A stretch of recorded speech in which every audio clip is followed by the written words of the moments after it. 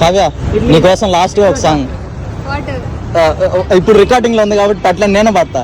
నీకేం కావాలో చెప్పు.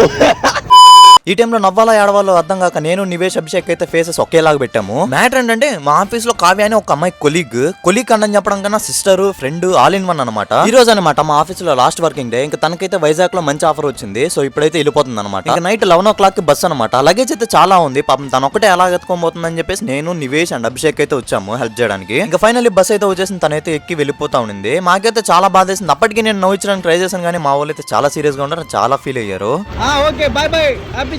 డబ్బుల కోసం చాలా మంది ఏవేవో చేస్తున్నారు. ఎవ చూడండి 11:30 అయినా కూడా ఈ అంటి పండ్లు అమ్మితే గానీ ఇంటికి వెళ్ళనని చెప్పేసి ఇక్కడే కూర్చొని కష్టపడి అమ్ముతూ ఉంది. నివేష్ గారు కర్ణుడికి మినీ వర్షన్ అనమాట. నేను అనుకుంటే నాకు మించున్నాడు వాడు. నేను ఇంటికి వెళ్ళలేదు ఏమని మాత్రమే అడిగాను. ఆమె స్టోరీ చెప్పింది. ఇంకా వాడు గుమ్మును ఉంటాడా, వాడు ఫోన్ తీసేసి 2 డజన్లు అంటి పండ్లు అయితే తీసుకున్నాడు. సో నాకు 1 డజన్ ఇచ్చేసి వాళ్ళిద్దరు హాఫ్ తీసుకొని అయితే ఇంటికి అయితే స్టార్ట్ అయిపోయాము. సో అదనమాట మ్యాటరు. Okay by.